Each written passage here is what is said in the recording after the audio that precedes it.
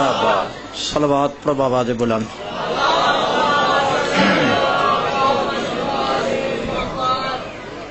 الحمدللہ الحمدللہ. میں نہیں 15 منٹ پڑھنا میرے بھائی. تھی آئے پھر دو میں نہیں پڑھنا پڑھنا جاؤ. اس لیے گل ہوں ہر سال کے بعد میرے پاس آ کے کہنا پڑنا کی ہے. 15 منٹ پڑھنا ہر بار کی نظر اتنے نکلتا تیرا. میرے لوگ پڑھے نہ پڑھے میں میرے نہیں کوئی ڈاکٹر تین خیال ہی ہر سال آیا یار.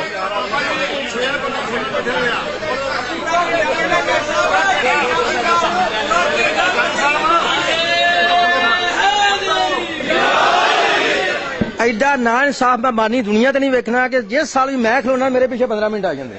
سمجھو صبح دے سارے بندے پڑھتے ہیں کسی نے نہیں آخیا کہ انہیں پڑھنا کہ ساری یار گھر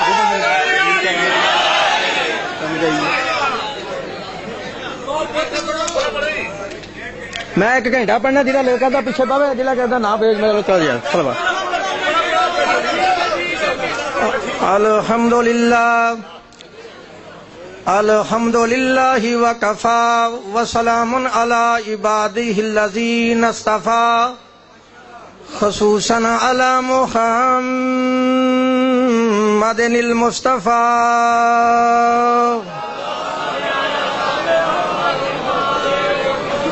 وعلی اہل بیتہ الطیبین الطاہرین الشرفاء. اما بعد فقد قال اللہ تبارک و تعالی فی محکم کتابہ المجید و خطابہ الحمید وقولہ الحق وہو اصدق الصادقین. صلوات پڑھیں. اعوذ باللہ السمیع العلیم وبوجہہ الکریم وسلطانہ القدیم من الشیطان اللعین الرجیم. بسم اللہ الرحمن الرحیم. فآمنوا باللہ ورسولہ والنور الذی انزلنا. صلوات پڑھیے گا. قال اللہ تعالی فی شان حبیبہ ان اللہ وملائکتہ یصلون علی النبی یا ایھا الذین آمنوا صلوا علیہ وسلموا تسلیما. اللہم صلی علی محمد وآل محمد.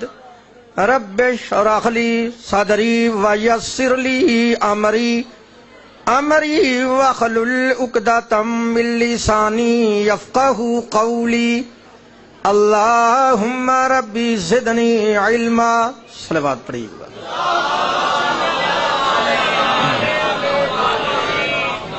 بعد حمد و ثنا میرے معزز محترم واجب الاحترام سادات و غیر سادات مسلمان اہل سنت اور اہل تشیع بزرگوں، میں نے اس وقت اللہ تبارک و تعالیٰ کی اعلیٰ کتاب اور آخر کتاب قرآن مجید فرقان حمید میں سے جو کہ آیہ مقدسہ تلاوت کی ہے، اپنے وقت میں اسی آیت کے ضمن میں تفاسیر اور احادیث کی روشنی میں کچھ دعوت فکر دوں گا.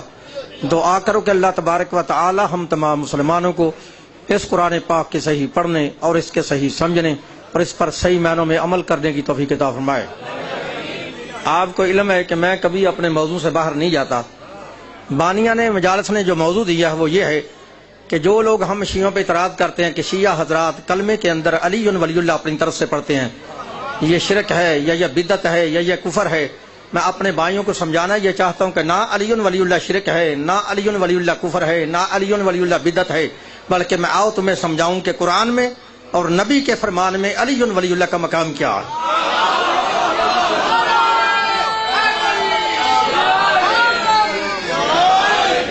آپ نے بالکل ڈرنا نہیں، میری زبان سے جو بھی لفظ نکلے گا میں اپنے لفظوں کا خود ذمہ دار ہوں. متعصب سے میری بات نہیں ہے. جو بندہ تعصب کے آنے کو تار کر یہ مجلس سن گیا کہ علی ولی اللہ کا مقام کیا ہے، میں پھر کہہ رہا ہوں متعصب سے میری بات نہیں ہے. جو بندہ تعصب کے آنے کو تار کر یہ مجلس سن گیا علی ولی اللہ کا مقام کیا ہے، شاہ نجف کے صدقہ سے اس مجلس سے اٹھ کے باہر جانا بڑی دور کی بات ہے. اگر وہ بندہ یہاں ہی بیٹھے شیعہ نہ ہوا تو نہ صحیح، لیکن رہے گا وہ بھی نہیں جو وہ ہے.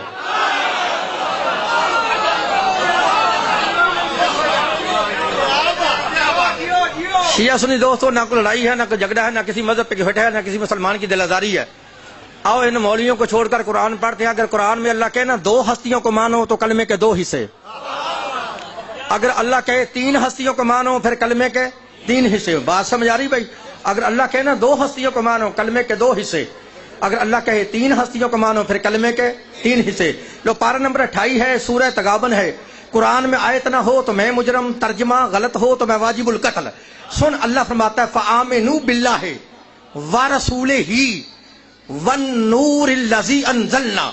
ترجمہ نواب صدیق الحسن بپالی اہل حدیث، ملا فخر الدین رازی اہل سنت، مولانا ابو لالا مودودی اسلامی جماعت، مفتی محمد شفیع دیوبندی، پیر کرم شاہ بریلوی، مولانا فتح محمد جلندری، شاہ ولی اللہ محدث دہلوی، شاہ عبدالعزیز محدث دہلوی، شاہ رفیع الدین محدث دہلوی، شاہ عبدالحق محدث دہلوی، قاری اشرف علی تھانوی، احمد رضا بریلوی، فرمان علی شیعہ سے لے کے بشیر الدین مرزائی تک ترجمے کی ذمہ داری.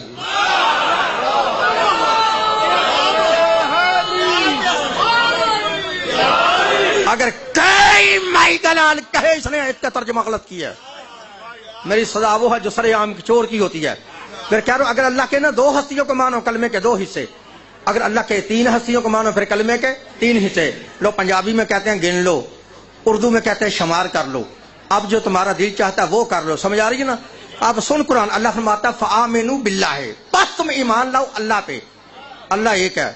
آگے اللہ فرماتا ہے وَرَسُولِهِ، ایمان لاؤ میرے رسول پہ. رسول 2، رسول کے بعد تیسرے نمبر پہ اللہ فرماتا ہے وَالنُّورِ الَّذِي أَنزَلْنَا، ایمان لاؤ اس نور پہ کہ جس کو ہم نے نازل کیا ہے.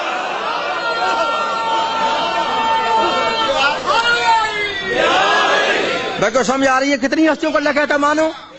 بولو کتنی ہستیوں کو اللہ کہتا مانو؟ 3. فآمنوا باللہ، اللہ کو مانو، ورسولہ، اس کے رسول کو مانو. رسول کے بعد تیسرے نمبر پہ جس ہستی کا اللہ تعارف کروا رہا ہے اس کا نام نہیں لے رہا، اس کی صفت بیان کرا. تیسرے نمبر پہ اللہ فرماتا ہے وَالنُّورِ الَّذِي أَنزَلْنَا، ایمان لو اس نور کو جس پہ ہم نے نازل کیا ہے. ایمان لو اس نور پہ جس کو ہم نے نازل کیا ہے. اللہ کہتا ہے میں نے اسے نازل کیا ہے، پیدا نہیں کیا.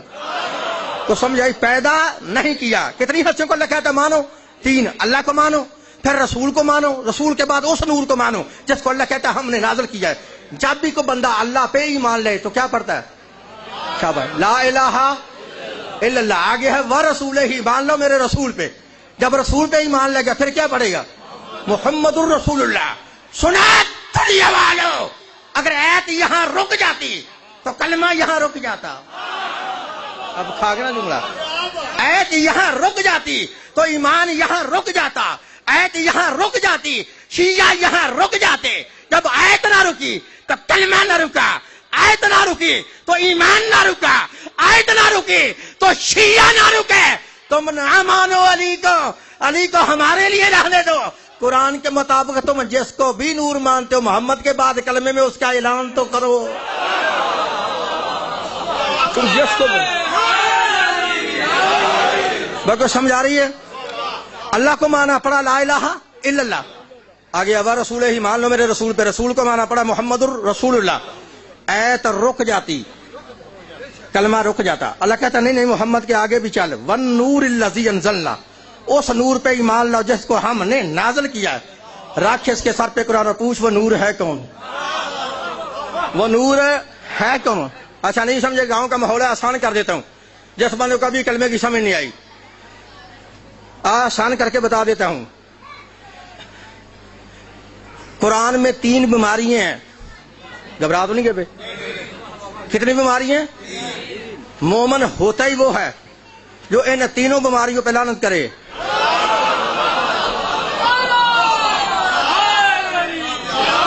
بولو بھائی کتنی بیماری ہے؟ 3. ان کے نام آتے ہیں. پہلی بیماری ہے شرک کی، دوسری ہے کفر کی، تیسری ہے نفاق کی، منافقت کی. اور بولو کتنی بیماری ہیں؟ 3. ایمان کتنی چیزوں پر؟ 3. کتنی ہستیوں کو اللہ کہتا ہے مانو؟ تینوں کو. اور بیماریاں کتنی ہیں؟ 3. پہلی ہے شرک، دوسری ہے کفر، تیسرا نفاق منافقت، چوتھی بیماری کوئی مائی کا لال پوری دنیا میں ثابت کرے اسے منہ مانگا انعام بھی دوں گا، اس کے ہاتھ میں بیعت بھی کروں گا. تو آپ پہلے دیکھتے ہیں شرک کا علاج کیا ہے، پھر دیکھتے ہیں کفر کا علاج کیا ہے، پھر دیکھتے ہیں نفاق منافقت کا علاج کیا ہے. اب اس سے زیادہ میں آسان نہیں کرتا، کلمے کی سمجھ آ جائے گی ہر بندے کو. پہلی بیماری ہے شرک کی، پوچھو شرک کا علاج کیا ہے. دوسری ہے کفر کی، پوچھو کفر کا علاج کیا ہے. تیسری ہے نفاق کی، منافقت کی، پوچھو منافقت کا علاج کیا ہے. قرآن کہتا ہے جس بندے میں یہ تینوں بیماری ہو نا، قرآن کہتا ہے جس میں شرک کی بیماری ہو اسے لا الہ الا اللہ کا ٹیکہ لگاؤ، شرک ختم. ان کو سمجھ آ رہی ہے؟ لا الہ الا اللہ کا ٹیکہ لگاؤ، شرک ختم. پتا چلا شرک علاج ہے لا الہ الا اللہ، شرک کا علاج ہے لا الہ الا اللہ. ہاں قرآن کہتا ہے جس میں کفر کی بیماری ہو اسے محمد رسول اللہ کا انجیکشن لگاؤ، کفر ختم. پتا چل گیا محمد رسول اللہ علاج ہے کفر کا، لا الہ الا اللہ علاج ہے شرک کا. اوے بیماریاں 2 ہوتی تو ٹیکے بھی 2 ہوتے. پہلی بیماری ہے شرک کی، اس کا علاج ہے لا الہ الا اللہ. دوسری بیماری ہے کفر کی، اس کا علاج ہے محمد رسول اللہ. سر پہ قرار رکھ کے جواب دو، اس منافق کا علاج کیا ہے؟ یہ سمجھ آ رہی نا؟ اور پوچھو نا اس منافق کا، اب پوچھو نا اس منافق کا علاج کیا ہے؟ منافق کا علاج قرآن کہتا ہے یہ جو تیسری بیماری ہے نا، تیسری یہ سب سے زیادہ خطرناک بیماری ہے. منافق کافر سے بھی بدتر ہے، منافق مشرک سے بھی بدتر ہے. کافر سے بندہ بچ جاتا ہے، پتا ہوتا ہے ہمارا دشمن ہے، کافر سے بھی بچ جاتا ہے، پتا ہوتا ہے ہمارا دشمن ہے. منافق سے نہیں بچ سکتا. کیوں؟ منافق بیٹھتا مومنوں کے اندر ہے، ان کو سمجھ، بیٹھتا مومنوں کے اندر ہے، اس کا پتہ نہیں چلتا. منافق پتہ کیسا ہوتا ہے؟ پتہ ہے؟ کبھی طوطا دیکھا؟ طوطا، باغ والا طوطا دیکھا نا؟ یہ طوطا منافق ہے. پتہ کیوں منافق ہے طوطا؟ طوطا جب باغ میں بیٹھا ہو چپکے چپکے سے نقصان کرتا رہتا ہے، نظر نہیں آتا، کیونکہ اس کی وردی ایسی ہے جیسا باغ ہے. ہوں طوطا بھی سبد ہے تو باغ بھی سبد. جب سبد میں بیٹھا ہو پھر نظر نہیں آتا، چپ سے نقصان کرتا رہتا ہے. اس کا پتہ کب چلتا ہے؟ جب باغ کا مالک باغ میں آتا ہے، چاہے وہ پٹاس چلائے یا بندوق چلائے. پٹاس چلی یا بندوق چلنے کی آواز آئی، اس منافق طوطے کے کان میں آئی تو اس کو پتہ چل گیا اب مجھے یہاں نہیں رہنا چاہیے، کیوں اب باغ کا مالک آ گیا. پٹاس کی یا بندوق کی آواز سن کر جب طوطا چو چو کر کے اڑا تو باغ کے مالک کو بھی پتہ چل گیا اب میرے باغ کے رنگ کے کپڑے پہن کر کوئی باغ کا دشمن یہاں بیٹھا تھا، وردی پہن کر باغ کا دشمن یہاں بیٹھا تھا. بات تو شیعہ سنی دوستو، فرق صرف اتنا ہے، اس منافق طوطے کا پتہ تو چلا نا پٹاس سے یا بندوق کی آواز سے. اگر تم نے اپنے اندر دیکھنا ہو، کہیں اس مجلس کے اندر تو کوئی طوطا نہیں بیٹھا. اب کھا گیا نا جملہ، کوئی سمجھ آ رہی نا؟ اس مجلس کے اندر تو کوئی طوطا نہیں بیٹھا جس کے کپڑے اوپر سے کالے ہوں اندر سے دشمن علی ہو، جس کی وردی مومنوں جاتی ہو اندر سے دشمن علی ہو. تو اس کا پتہ پٹاس سے نہیں چلے گا، اس کا پتہ بندوق کی آواز سے نہیں چلے گا. تو پھر لکھ لو جہاں تک میری آواز جا رہی ہے، قاری صحابت پھر اپنی عادت کے مطابق مشرق سے لے کے مغرب تک، شمال سے لے کے جنوب تک، اور آج سے لے کے قیامت تک، پاکستان سے لے کے سعودی عرب تک، عبد الوہاب روپڑی سے لے کر امام کعبہ تک چیلنج کر رہا ہے. لیکن تمہاری صحافتہ کی ذمہ دار کتاب صحیح ترمذی لکھنے والا ہے عیسیٰ ترمذی، راوی ہے حضرت ابو سعید خدری رضی اللہ تعالی عنہ. وہ فرماتے ہیں کہ نحن کنا نعرف المنافقین بعہد رسول اللہ ببغض علی بن ابی طالب. فرماتے ہیں رسول کے وقت میں ہم نے دیکھنا ہوتا بندہ مومن ہے یا کہ منافق ہے، اس کے سامنے علی کا نام لیتے تھے، علی کا نام لیتے تھے. اگر بندہ علی کا نام سن کے خوش ہو جاتا، کہتے پتہ چل جاتا بندہ مومن ہے. اگر علی کا نام سن کے جل جاتا تو پتہ ہوتا بندہ منافق ہے.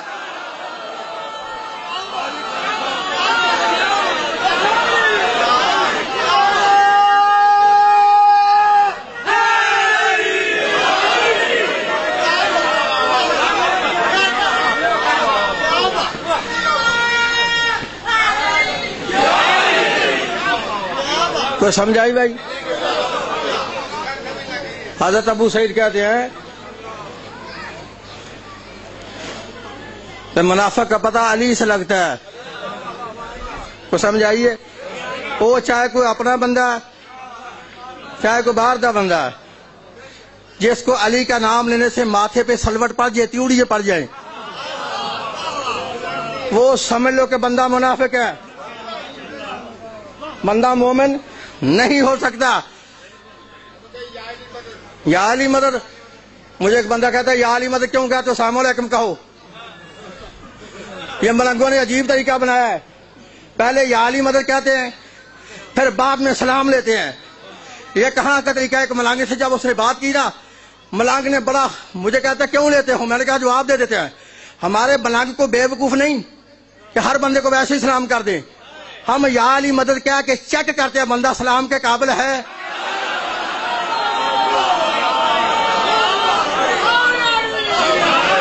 تو سمجھ آ رہی ہے؟ یا علی مدد کہہ کے بندے کو چیک کر لیتے ہیں بندہ سلام کے قابل ہے، پھر اس کو سلام کرتے ہیں.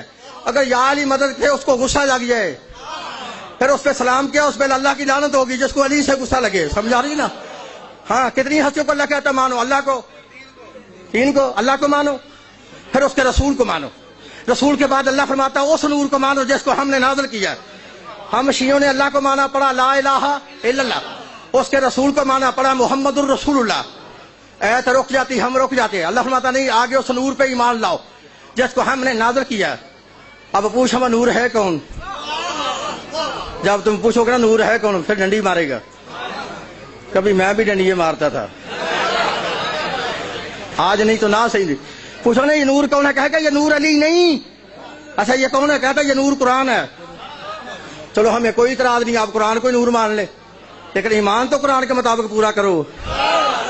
تو سمجھیں؟ آپ قرآن کو نور مانے، میں تو کہتا خدا تجھے علی نصیب ہی نہ کرے. سمجھائی نا؟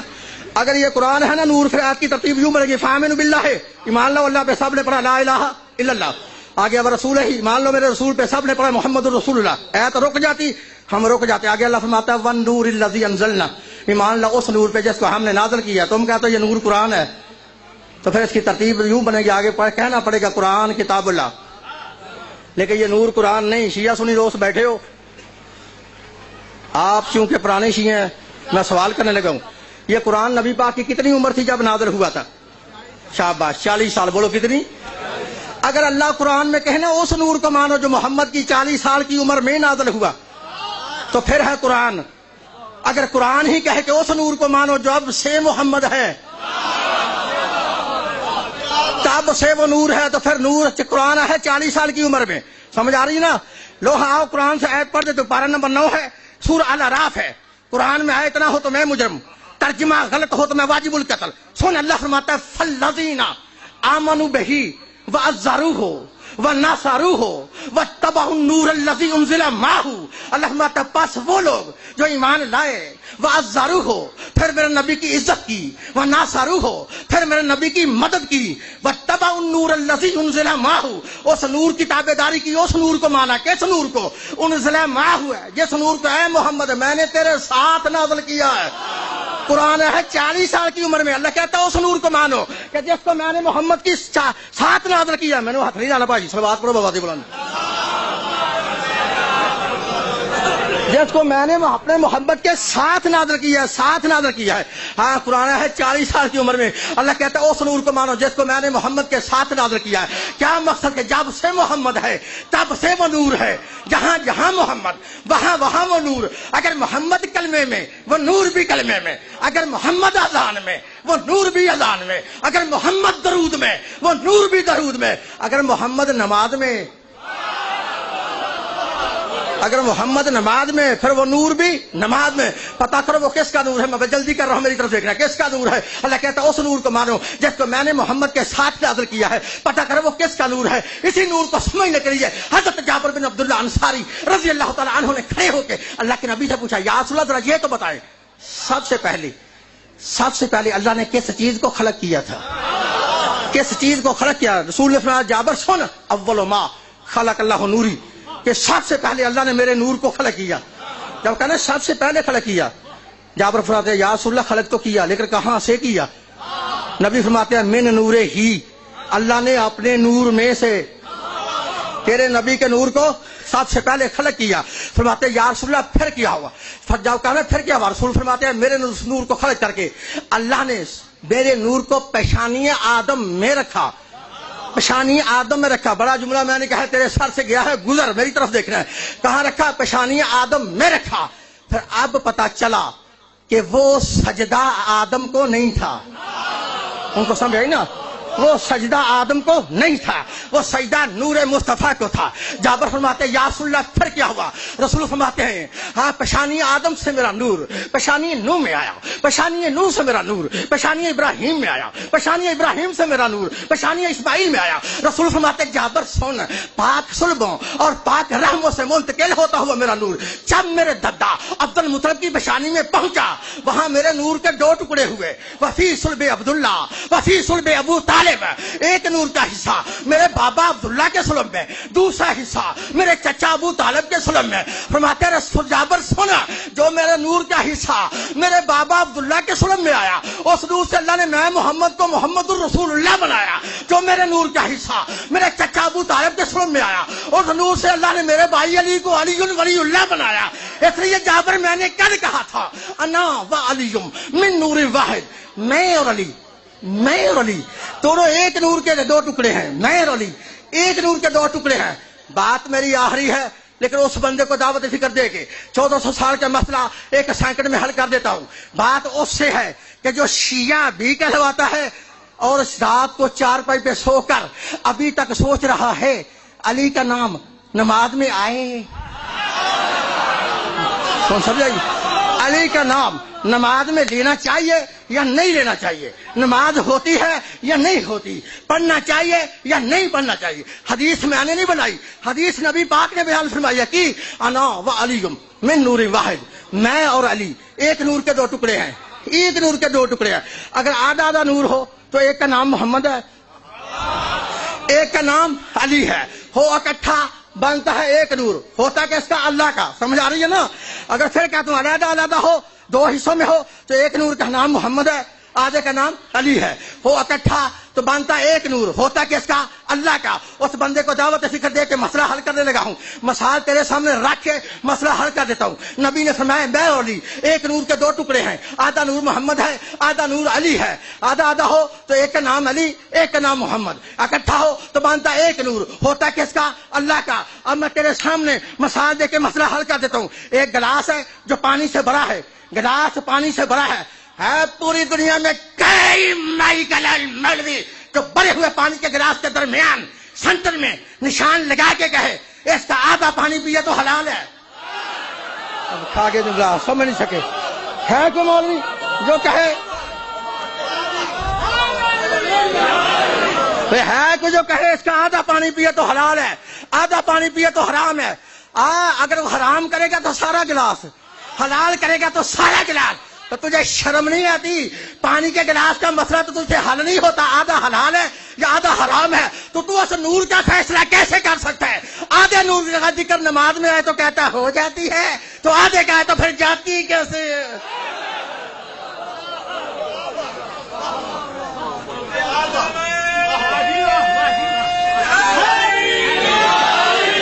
کو سمجھائیے بھائی، ہمارا کلمہ قرآن کے مطابق اللہ فرماتا ہے فآمنوا باللہ، ایمان لو اللہ پہ۔ آپ صاحب نے پڑھا لا الہ الا اللہ، آگے وہ رسول ہی مان لو میرے رسول پہ، ہم نے پڑھا محمد الرسول اللہ۔ اس کے بعد تیسرے نمبر پہ اللہ فرماتا ہے والنور الذی انزلنا، ایمان لو اس نور پہ جس کو ہم نے نازل کیا ہے۔ تو نبی نے فرمایا وہ نور ہے علی، تو ہم نے آگے پڑھا علیون، بولو حضرت علیون، پھر بولو علیون۔ ہم تاریخ ثابت کرے کیا خدا نخواستہ کسی ٹریکٹر پہ علی کا نام ہو لکھا ہوں نا، ٹریکٹر پہ کہتے ٹریکٹر ہی شیعوں کا ہے، کار پہ علی تو کار ہی شیعوں کی، مسجد پہ علی تو مسجد شیعوں کی۔ ان کو سمجھ نہیں آ رہی، شیعوں کا اپنی وجہ سے کچھ بھی نہیں۔ آگے کیسے جملہ لگا؟ شیعوں کا اپنی وجہ سے کچھ بھی نہیں، جہاں جہاں علی ہوگا وہ سب کچھ شیعوں کا ہوگا، کار پہ علی تو کار شیعوں کی، مسجد پہ علی تو مسجد شیعوں کی، بارگاہ پہ علی تو بارگاہ شیعوں کا، مکان پہ علی تو مکان شیعوں کا، کعبے میں علی تو کعبہ۔ پھر کہتا ہوں کار پہ لی تو کار شیعوں کی، مسجد پہ لی تو مسجد شیعوں کی، بارگاہ پہ لی تو بارگاہ شیعوں کا، مکان پہ لی تو مکان شیعوں کا۔ پھر معاف کر دینا اگر تمہیں حشر کے دن جنت کے دروازے پہ علی کا نام لکھا مل گیا۔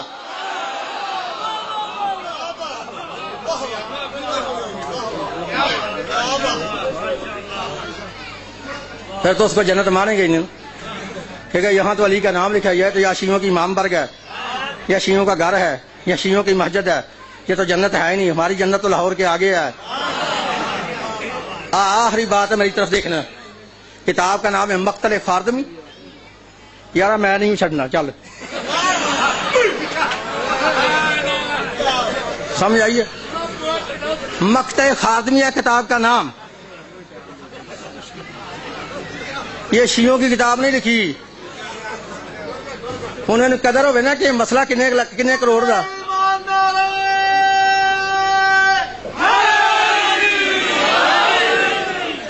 کتاب کا نام ہے مقتل خاردمی، یہ اہل سنت کی لکھی کتاب ہے کہ جب رسول معراج سے واپس آئے نا، اللہ کے نبی نے فرمایا کہ پوچھا، یہ ڈاکرا والی بھی آہلا نہیں آ کے بندے پڑھنے والے نے، سمجھ آ رہی ہے کہ جب رسول معراج سے واپس آئے نا، اللہ کے نبی نے پوچھا کہ صحابہ کرام نے پوچھا یا رسول اللہ معراج کی ہے؟ فرمایا ہاں کی ہے۔ یا رسول اللہ پھر آپ نے جنت کو بھی دیکھا ہوگا؟ نبی نے فرمایا دیکھا ہے۔ یا رسول اللہ جنت کے دروازے پہ لکھا کیا ہے؟ نبی فرماتے ہیں کس دروازے کی بات کرتے ہو؟ جنت کے 8 دروازے ہیں۔ نبی نے فرمایا کس دروازے کی بات کرتے ہو؟ جنت کے 8 دروازے ہیں۔ کہتے ہیں یا رسول اللہ جو جنت کا مین گیٹ ہے نا، بڑا دروازہ، اس پہ کیا لکھا ہے؟ نبی فرماتے ہیں جو جنت کے جتنے بھی گیٹ ہیں نا، چاہے کوئی چھوٹا ہے چاہے بڑا ہے، ان تمام دروازوں پر 3 سطریں نور کی لکھی ہیں۔ صحابہ نے کہا یا رسول اللہ وہ سطریں ہیں کیا؟ نبی نے فرمایا اول لکھا ہے لا الہ الا اللہ محمد رسول اللہ علیون علیون۔ افسوس یہ ہے کہ لا الہ الا اللہ محمد رسول اللہ پڑھنے والے اگر علی ولی اللہ کے گھرانے کی پہچان کر لیتے تو ہو سکتا ہے واقعہ کربلا نہ ہوتا۔ عزادارو لکھا ہے جب علی کی بیٹی 1 سال 6 مہینے قید کاٹنے کے بعد واپس مدینہ میں آئی نا، گئی کس طرح سے تھی؟ جب آئی تو پھر آئی کس طرح سے تھی؟ لکھا بی بی کے ہاتھ میں امام حسین علیہ الصلوۃ والسلام کا خون آلودہ زخمی کرتا تھا، اس کرتے پر 24,000 زخموں کے سراغ تھے۔ لکھا اس جب بی بی آئی نا، بی بی سیدھی روضہ رسول پہ آئی، بی بی نے کیا کیا؟ امام حسین علیہ الصلوۃ والسلام کا خون آلودہ زخمی کرتا قبر رسول پہ رکھا۔ آدھا لکھا کرتے کا رکھنا تھا کہ قبر رسول کانپ گئی۔ جب قبر رسول کانپ گئی نا، بی بی فرماتی ہے کہ مجھے پتہ چل گیا، میرا نانا حسین کا کرتا دیکھ کے برداشت نہیں کر سکا، میرے نانے کی قبر کانپ گئی۔ بی بی قریب کھڑے ہو کے فرماتی ہے او نانا، اے میرے نانا، تو حسین کا زخمی کرتا دیکھ کے برداشت نہیں کر سکا، نانا تیری قبر کانپ گئی۔ نانا یہ دن کا وقت ہے نا، نانا یہ دن کا وقت ہے نا، میں زینب رات کو آؤں گی، پھر نانا تجھے دکھاؤں گی، دیکھ تیری امت نے کیا اجر رسالت دیا ہے۔ اللہ لعنت اللہ علی القوم الظالمین۔